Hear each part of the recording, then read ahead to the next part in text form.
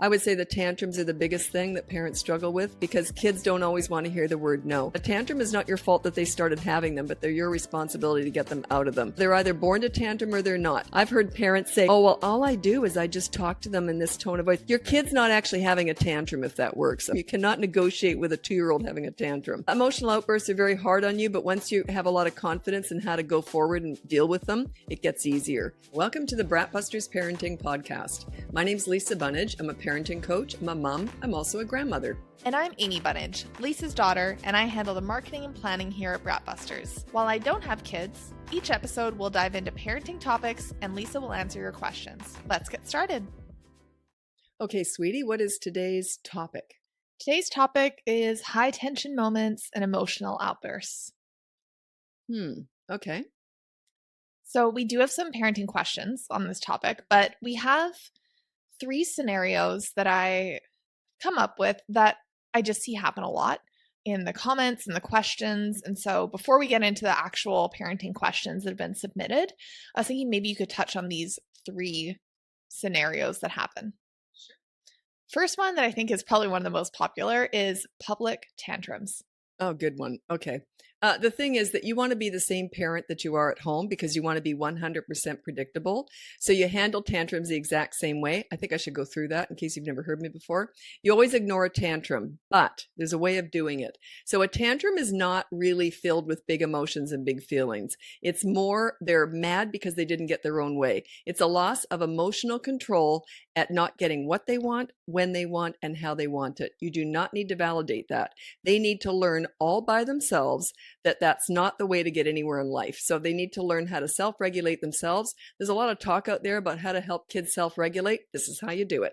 Because you want, the key word is their self-regulate. You don't want to try and regulate them because it's impossible to do so. They need to learn how to self-regulate. Anyway, so what you do is when they start having a tantrum, you just completely ignore them, but you want to stay nearby. And you want to look like you're waiting for the tantrum to finish, like you're waiting for a bus. You don't want to be on your phone and you don't want to be talking to someone. I think that's rude. They're still going through something. They need to see you in your leadership role, just waiting for this crazy stuff to end. That's all.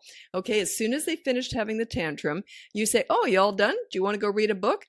Then you connect.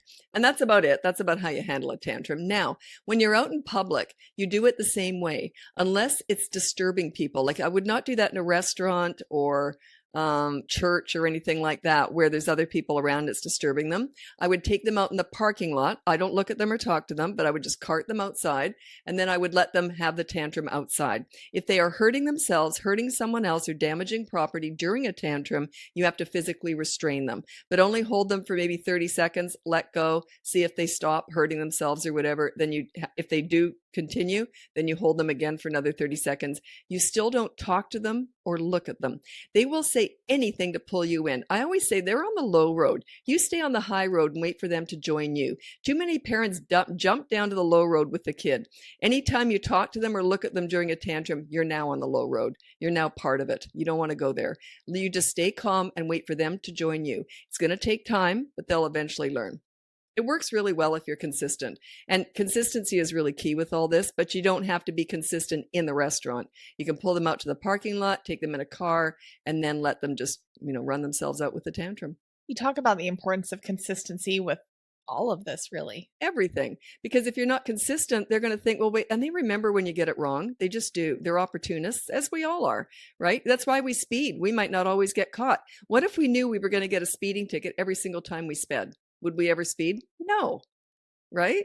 But we speed because we think we usually get away with it, right? It's the exact same thing. Now I have 2 questions to kind of follow up. Now, first is what age are you referring to with this? About 16 months and onward. The only difference is, and 16 months is what I consider a toddler. Under that, you're still ignoring, but you're doing more redirecting. So if they are having a tantrum and they're just a baby, if they're 15 months and under, they're just a baby to me. So I might maybe lead or pick them up and move them somewhere to read a book with them while they're having the tantrum. But I'm sort of more indirect redirection. So you're not really talking to them. You might just sit near them and read a book, and then they might join you. So 16 months and up is what I'm talking about here. Now, the only difference is if they get physically violent, you do not physically restrain a really big kid like a 9, 10-year-old. You just don't do it. They'll fight back and it'll get ugly. So, but I would still try and restrain them if they're hurting themselves or hurting someone else. It's only when they're damaging property. I take the hit. I let them damage property. There's no way I'm going to try and physically restrain a big 10-year-old. There's just no way. So, but if he's hurting himself or someone else, I would. The second part is there anything you can do as a parent to avoid these tantrums? You don't want to avoid the tantrums. Those are the lessons. The fit scenes, meltdowns, and tantrums are them processing not getting their own way. You don't want to avoid that. The only way to avoid that, if they are so inclined to have a tantrum, they don't all have them. If they're so inclined to have them, the only way to avoid it is to make sure that you never say no. So the only way to avoid a tantrum is to give them everything they want all the time. And you don't want to do that. You can't do that. Well, you can do it if you want, but good luck. It would get really ugly really fast. Okay, the next scenario we're going to talk about. Now, this could apply to a lot of things. I'm just going to say it's screen time. Let's say your kid is watching the TV and you say, okay, screen time's up, and they go, just one more minute, and then it becomes a back and forth. How would you approach this?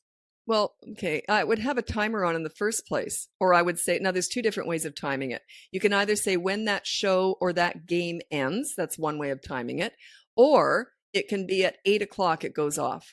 And then I might give them a bit of a warning. I might say, if it's going to be 8 o'clock, I might say, okay, 5 more minutes. And then when I say, okay, turn it off, if they don't turn it off, I would go and turn it off. If they become difficult and they actually fight you on that, I would say, okay, I'll tell you what. Because I gave you 5 more minutes, I gave you a bit of warning, went to turn it off. So there's going to be a consequence now because they might have turned it back on. So take control. The other way is with the game ending, they can stretch it out too. So you kind of have to know how games go. What would the consequence be for that? Just do a chore. Check out the behavior board, and you'll see how to. This is 3 and above, and yeah, just go over and turn it off. So once you've said something, just 1 more minute. It's very disrespectful. So, because you've already said it's going off at 8, just 1 more minute, then it's like you look like weak. You look, it's like, could you imagine at school if they were out in the playground? Okay, kids, the bell's gone, into class, just 1 more minute. It's disrespectful. It's just rude. So, yeah. And it says to me, if they do say that to you, it means you're not a leader because they know that you don't mean what you say and you don't say what you mean. So you're inconsistent. You're a liar. That's the way they view that. You're a liar. And yeah, because they're thinking they wouldn't even try that if they knew that you were a leader. The reason why I want to clarify with the consequences is I feel like that's something that comes up a lot in the comments is you say just have a consequence. I think even if somebody has the behavior board, it doesn't feel as like cut and dry on what the consequence should be. Okay, it can be literally just wipe the toothpaste out of the bathroom sink. That could be it, like clean the bathroom sink. It could be put the dishes away from the dishwasher. It could be wash that one window. It could be sweep the kitchen floor. So you're getting the point here. It's not clean the whole house. It's one very specific chore that they are able to do easily. Doesn't mean they like it, but they're able to do it. And make sure that you've taught them how to do it before you start the timer. Okay. So it should be the chore should only be about 2 minutes, but you want to give them 10 to 15 minutes to do it. You want to give them time to fight and procrastinate. You also want to give yourself time to show that you're a leader. You're just standing there looking at the timer and at where the chore should be done. You're not saying a word. Let them do it or not do it. I could care less. If you try and micromanage them and get them to do it, you're not a leader. You want them to have self-discipline, self-control. You want them to learn how to self-regulate. You don't want to be micromanaging your kids. You don't want obedient soldiers. You've already laid out, here's your consequence. You've got 10 minutes to do that, to sweep the kitchen floor. Don't say another word. After the 10 minutes is up, if they haven't done it, say, okay, let's go to the board. Let me see now. You didn't sweep the floor. So the second consequence is 24-hour media blackout starts now. That means no screens for a whole day. It's on the board. They know that's going to happen. They might run and start sweeping the floor now. You say you don't have to do that. 24-hour media blackout's already started. Not fair. I hate you. I forgot. I didn't understand. Well, you'll know next time, won't you? That's how it's done. Calm, calm, calm. That 24 hours is going to be hell. You got to go through it. You got to go through the storm to get to the rainbow. Okay, and then the final scenario would be siblings fighting. So let's say you have a 5-year-old and a 3-year-old, and they're going back and forth saying, they took my toy, no, they did. How would you diffuse that situation? I've got a lot of different ways of dealing with this, and age dependent, also just the mood I'm in. Like, how long of an answer do I want to give? I'm going to give the quick one. So the quick answer is you take turns separating them. You guys can't get along. Well, make sure that they both have things they can do. Like they both have something they can do. There's not just one toy that only one kid can play with. If that's the case, then I would say, okay, you got 2 minutes with that toy. Then when the 2 minutes is up, you've got 2 minutes with that toy. You teach them how to share. So a lot of parents are always criticizing their kids for fighting, but have you really taught them how to get along, how to share? So yeah, you can just time, if there's only one toy, time the kids and say, okay, 2 minutes is up. Now it's your turn, or 5 minutes, whatever it is. But what I was going to start with is if they are fighting, you've already taught them how to share and they're fighting anyway. I would just say, okay, you come with me. Just flip a coin. Say, I'm going to start with you. You come with me in the kitchen for 2 minutes now if you can't get along. And then you put that one back. And when you're in the kitchen, don't discuss bad behavior. There's no point. You're just in the kitchen chatting with them, whatever. It's no big deal, right? And you're never angry. You're just calm as anything. So did we have fun yesterday doing that? Whatever. So then you put them back in the mix with the other kid. If they fight again, you take the other one out. The idea is they get sick of this. You want to bore them to tears with this. So they get tired of being taken out of the room. And then eventually they hopefully will learn to get along. That's one method. I got a million different things, but that's just one. I remember with my brother growing up, I used to get so annoyed at when it was my birthday party. He is charismatic and just funny, funny, funny. And he would always take over and I would get so annoyed. And then you'd be like, okay, you should go and like leave her alone. And then the party would just sink without him. Well, it was funny because, and he didn't care. It's just about, he's 5 years older. He didn't care. He didn't want to be at the party, but he would just be there. So he'd go in the pool with all her and her friends and he'd be the life of the party. They're laughing and he is very funny, very charismatic. So he's like the life of the party. And she'd come over to me, Mom, can you please tell him to leave? Cause all my friends they're ignoring me and they're just playing with him. So I said to him, just get out of the pool. And he goes, sure. Okay. So he gets out of the pool and then 10 minutes later, can you please ask him to come back in because everyone's bored?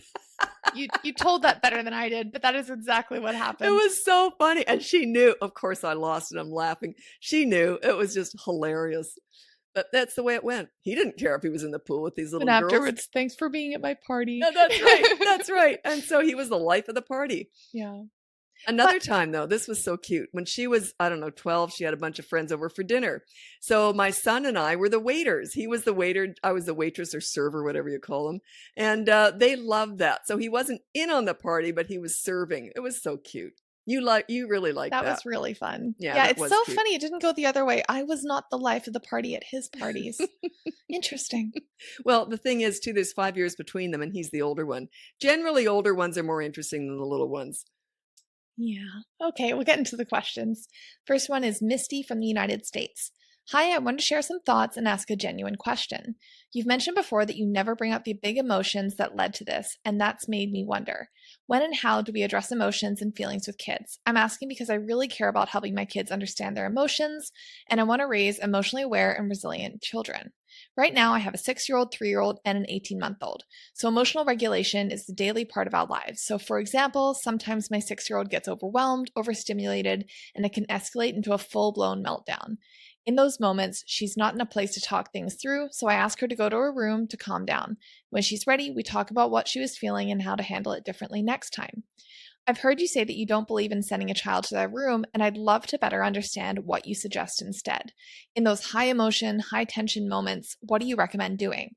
I want to support my child in a way that's respectful, but also practical in the heat of the moment, not just let things spiral or ignore what's happening. I truly want to understand your perspective more fully, especially in these real-world situations. Thanks for any insights you're willing to share. Okay. It's killer when I have a long answer and I want to jump in about 10 times there. And that was killing me. Okay. One of them was you talked about emotional regulation. It happens organically. It doesn't happen through those mini therapy sessions discussing all their big feelings and big emotions. That's not how it works. You provide your children with a happy, fun home life and they regulate their own emotions. You be a safe place to land. They'll tell you everything. You will know exactly what they're thinking all the time. And if you don't, they're going to tell you. So let them come to you. But if you have a happy home life, why are you doing these therapy sessions with your children? They learn emotional regulation happens when they have a leader. They feel safe. They have a safe place to land. They feel happy. They have high self-esteem. They like themselves. Emotional regulation taken care of. It happens organically. Now go to your room. Yeah, I can't stand that. And you said go to your room to calm down. It's so, I don't like it. Yeah, just if they're upset, just if they've done something naughty and then they're upset because of the consequence, I would want to keep them around me and I want to show them that their upsetness and their tantrums doesn't bother me. They're allowed to process that they can't get their own way.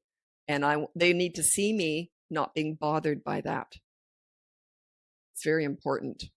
But yeah, emotional regulations happens organically when you're a leader, it just happens. Did you feel emotionally regulated? Well, I want to jump in here as I take a really big pause. Well, I'm going to jump in. Yeah, dead silence. Okay, I'm going to jump in.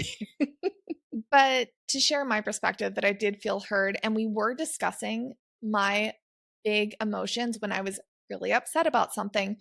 But I think that that's where like the murkiness comes when you say that, is I think that some people may interpret that as you never discuss feelings. Well, and I did say they will come and tell you everything. I did say that. They will come and tell you if they're upset, but you don't treat it like a therapy session. You don't try and regulate discussing their emotions does not calm them down. But if they've really got a problem, they'll tell you and then you'll work it through together. But discussing their big emotions, their big feelings, you know how I feel about that. Anyone who's listened to me for a while, that's the therapy session stuff. My kids came to me and they told me everything that they were thinking. But if they're happy kids, they kind of figure out how to work stuff through on their own anyway. But I was there to hug them if they were sad and work it through if they had a problem. But I wasn't discussing all their feelings. They already understood it. Like they were upset because someone hurt their feelings. And I would never have said, it's okay to feel that way. I didn't talk like that. They already knew it. It was okay to be sad. It's okay to be mad. They knew it. You don't discuss it. They already get that. I didn't criticize them for having emotions. But if they'd acted out, they were pretty good kids because I was a leader. But if they did act out, I just dealt with it. But I didn't discuss. They already knew that they couldn't have TV at 10 o'clock at night if they were 4 years old. They already knew that. So why discuss it? Yeah, I know where I want to go with that, but I don't want to go into a raving maniac Oh, come on. blurb here. Yeah, I know it's trendy to do that, and people seem to think that that's the way you go. It's like when you discuss why you did the bad thing, what were you feeling? That is garbage, absolute crap. We all know what they were feeling. They just wanted it. Why do you discuss that? I just don't get it. I don't, it doesn't make any sense at all from what a child needs perspective. And that's all I teach here. I understand kids. We all know why they wanted to do that. We all know why they hit their little brother. Why on earth would you discuss why? It just the more focus you put on that stuff, where you put your energy, where you put your focus is what grows. If you want to discuss what led to a child feeling a certain way and why they hit someone, good luck with that. It's just garbage. I think that from what I've seen online, when it comes to that, I think that people think that if they discuss it, it will stop the behavior Oh, from happening. Oh, geez. It's they don't hit for a lack of understanding what's going on. Parents try to make them understand everything. Do we understand that we should never speed and yet we still do it? Right? It's not understanding that makes us do the right thing and stops us from doing the bad thing. It's a lack of impulse control. Leadership teaches them how to control themselves. But it's not understanding. Everyone's trying to make them understand their anger. It has nothing to do with it. Nothing. They already know. So do you. They're mad because they didn't get their own way. Why would you discuss that? It just makes no sense at all. None. They already know. You're treating them like idiots if you think they don't know why they got mad. I think another important piece of this is the fact that you put a really big emphasis on the connection in general. It's huge. You want to play with your kids in their world. You want to be super close and connected with those kids, and they will tell you everything right through the teen years. If you're really close, you are an emotional, when you're playing with your kids and you're connected, I was highly emotional. I laugh easily, I cry easily. I'm just emotional, right? And I was very vulnerable and with my kids, but I was the leader. If they had ever acted out, I would have come in like a mom. But the rest of the time we were friends and they could tell we had a blast. You want to be, the more connected you are with the kids, the more regulated their emotions will be. Happiness brings happiness. I mean, if you're joyful and you're playing with your kids and they can tell you anything and you laugh a lot, there's no need for anger anyway. It's very rare. I don't remember you kids complaining much. You were not whiners or complainers about anything, because if they did come whining and complaining to me, if they ever had, I would have said, okay, so what are we going to do about it?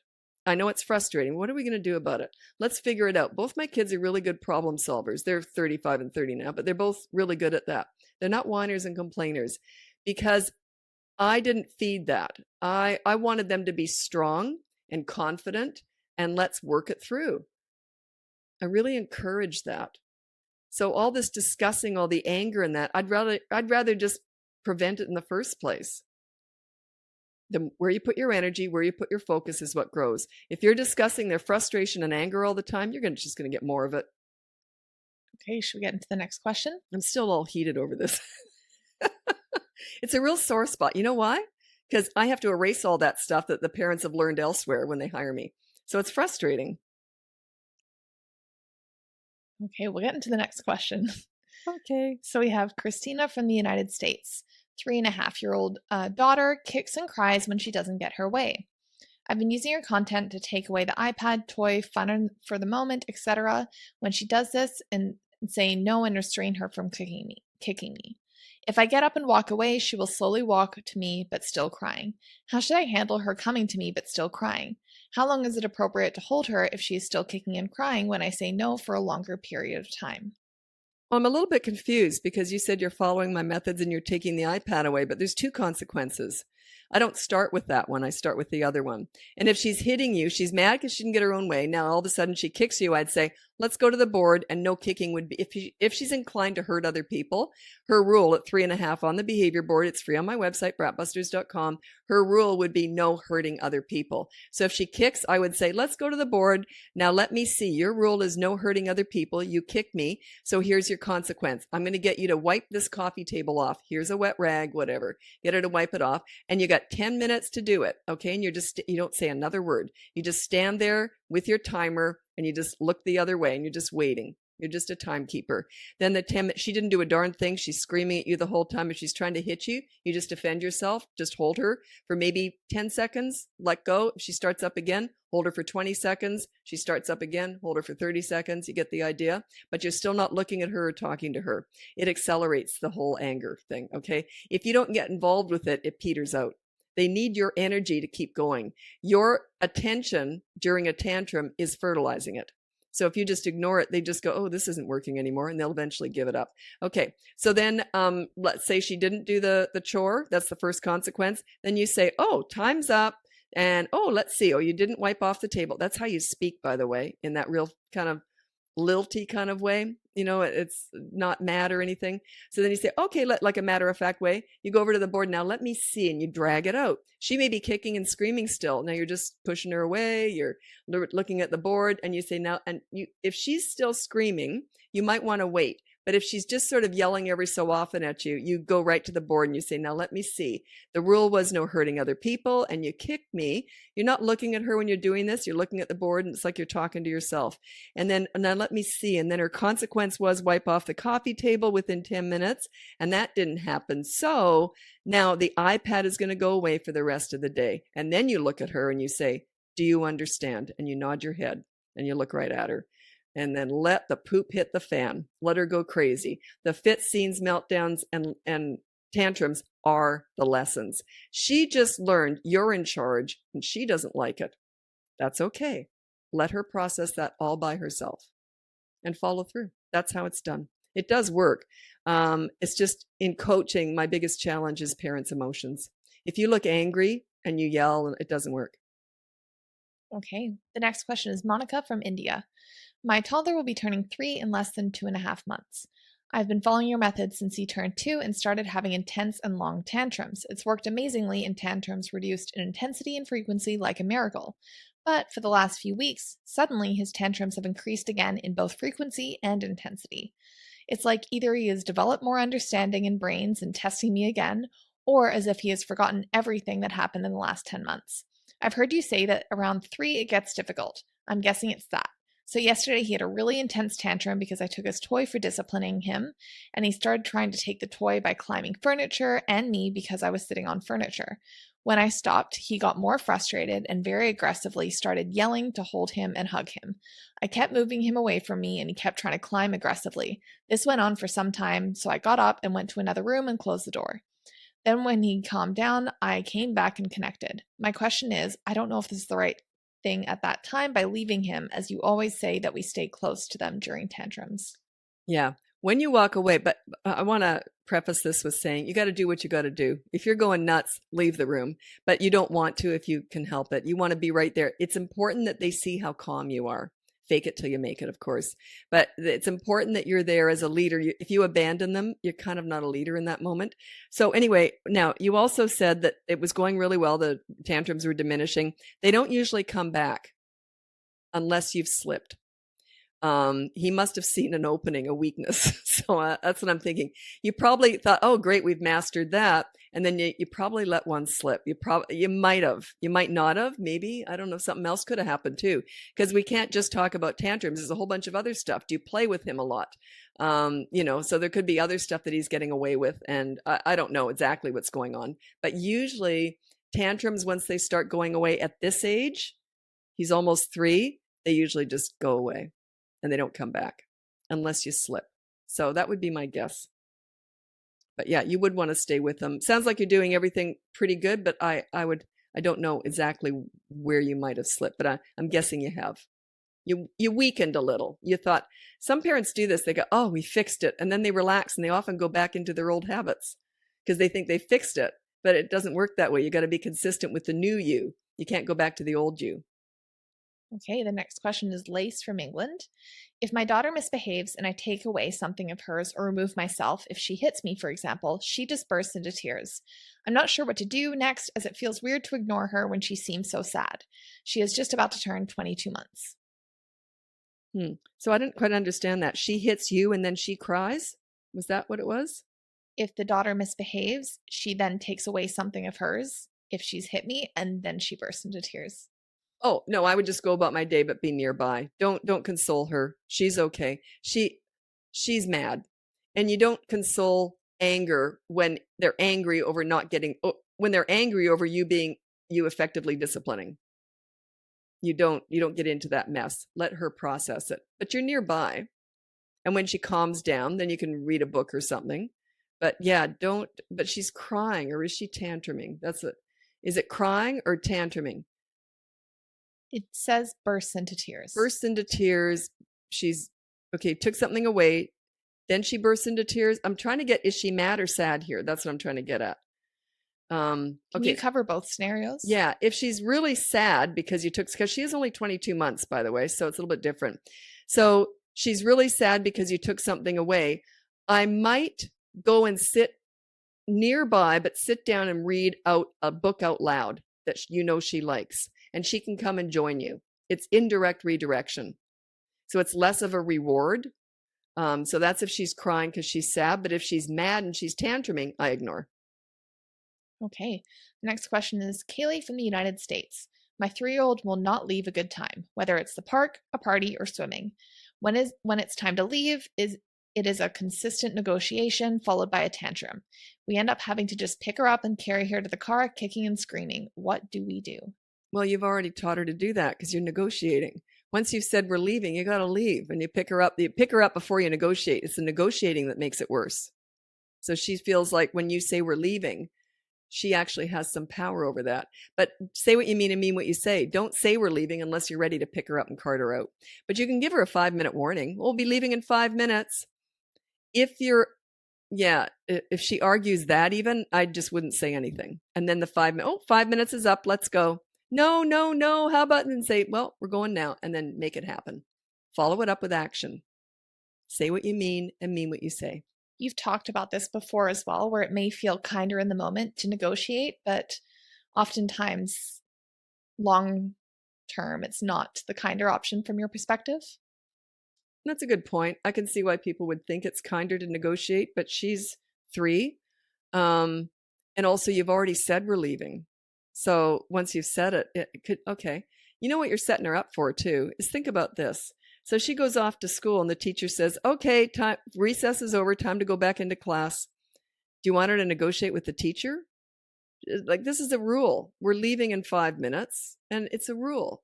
So you want her to respect rules. I might, now let's say my kids are having fun. My son was like that. If he wasn't always great at transitions. So he would sometimes have a tantrum during it if we were leaving the park. He didn't have a lot of tantrums, but he had the odd one. And so we'd be leaving, but I was really sure that we had to leave. Like, if I thought he was having fun and we didn't have to leave, I'd probably hang around a bit longer. I mean, I want my kids to be happy and have fun, but if I had to leave, I said, okay, we're leaving in a couple minutes. Now, I could see it in his face if he was not going to like it or not.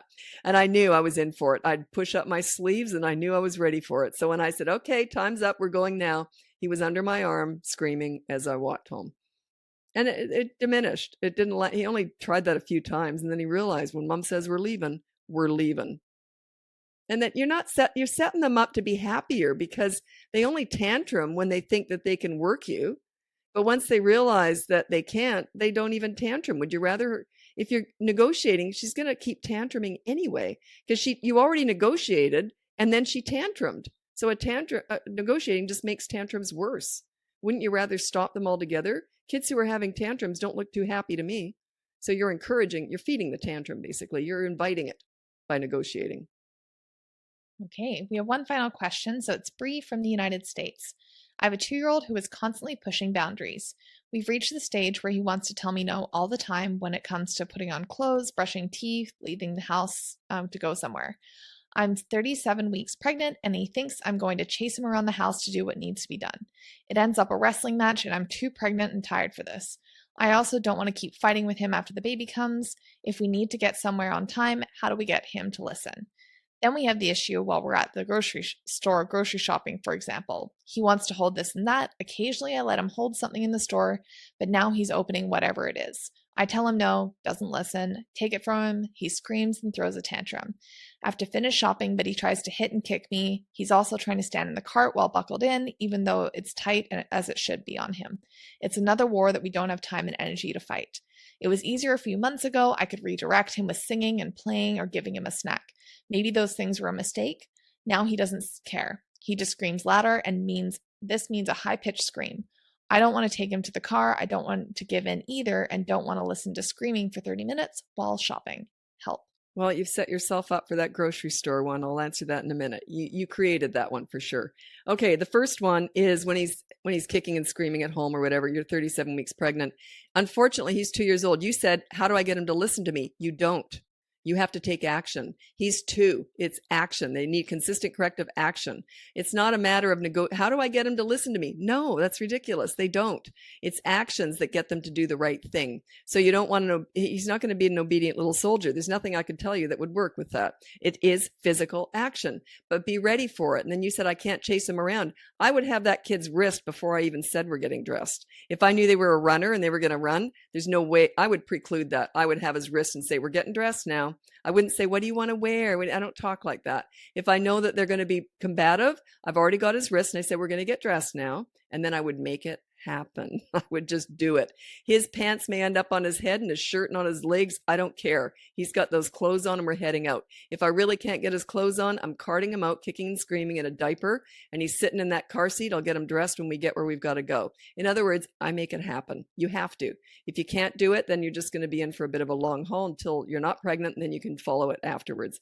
Anyway, with the grocery store, you already answered this. You said, I let him hold something and then he has a fit. You've already given him that. You've given him the fact he feels ownership over the stuff in the grocery store.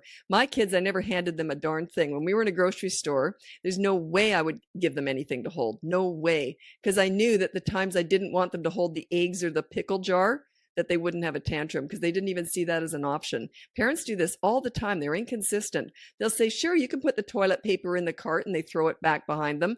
And then they want the pickles, the pickle jar. And then you say no, and you can't figure out why they had a tantrum, because you can't be inconsistent.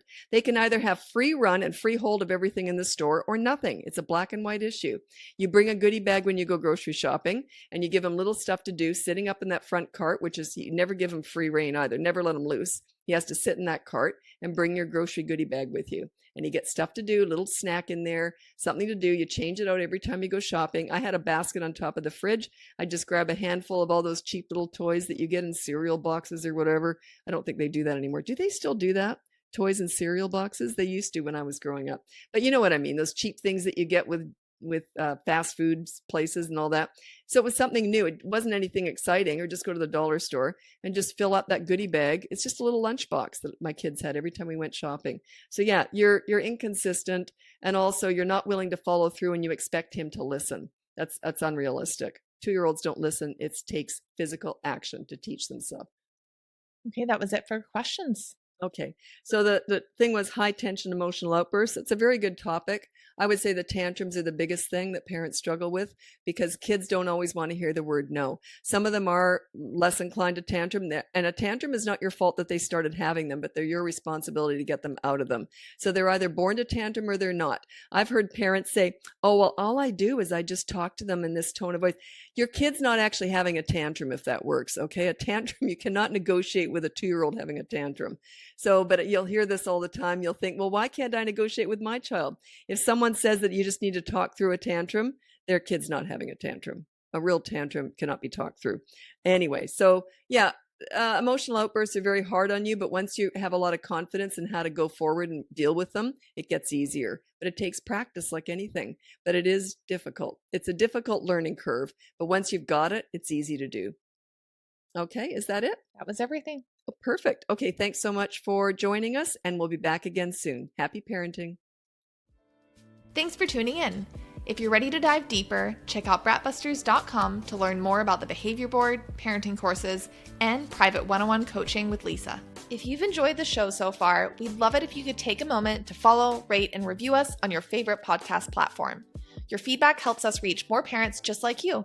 The information provided in this podcast is for general informational purposes only and is not intended as a substitute for professional advice. Lisa is a parenting coach, mom, and grandmother. She is not a licensed psychologist or counselor. Her services do not replace the care of psychologists or other healthcare professionals. For a full disclaimer, please visit bratbusters.com/disclaimer.